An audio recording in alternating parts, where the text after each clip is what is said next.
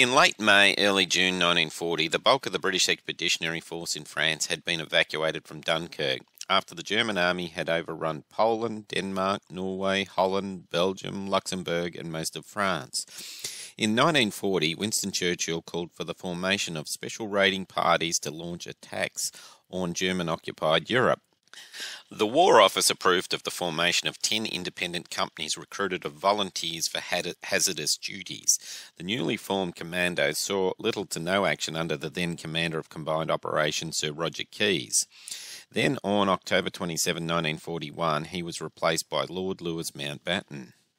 Lord Louis Mountbatten was a career naval officer and a relative of the British royal family. He joined the Royal Navy in 1916 and saw limited action during the First World War. But when the Second World War broke out, he was placed in command of the 5th Destroyer Flotilla, seeing action mainly in the Norwegian theatre of operation.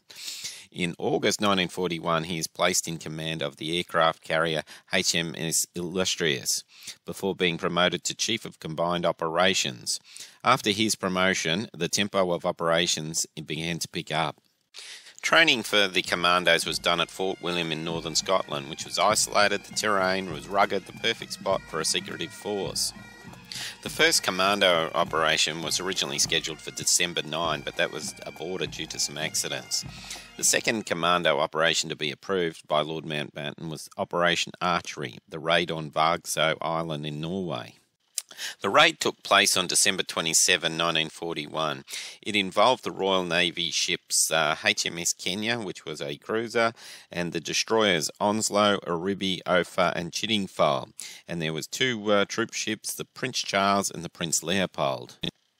All up, there were 51 officers and 525 other ranks, coming from 3 Commando, 2 troops from 2 Commando, a medical detachment for 4 Commando, and a section from the Royal Engineers at 6 Commando. And there was also a detachment from the Royal Norwegian Army. On Christmas Eve, the force sailed from Scapa Flow in the Orkney Islands to Solemn-Voe in the Shetland Islands. Due to a gale force blowing in from the Atlantic, they stayed there until the afternoon of December 26. Then, at first light on December 27, the force arrived at Vaagso. They had been spotted by a German lookout, but for some reason they did not react. So a destroyer escorted the 2 troop ships to Holvik Bay, and at the same time the Royal Air Force started bombing targets to keep the defences distracted.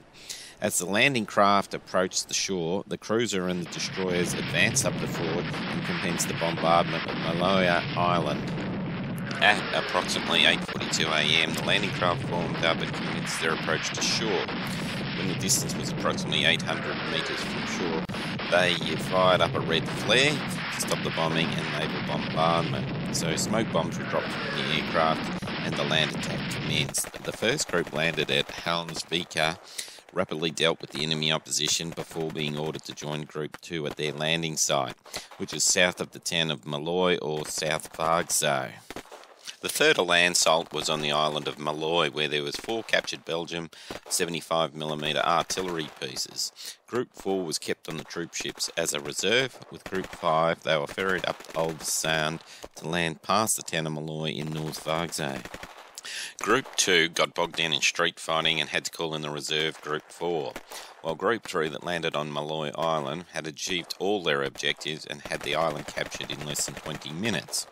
After Group 1 and Group 4 joined Group 2 in attacking the township, by 12:30 p.m. had taken most of the town and destroyed most of the industrial buildings.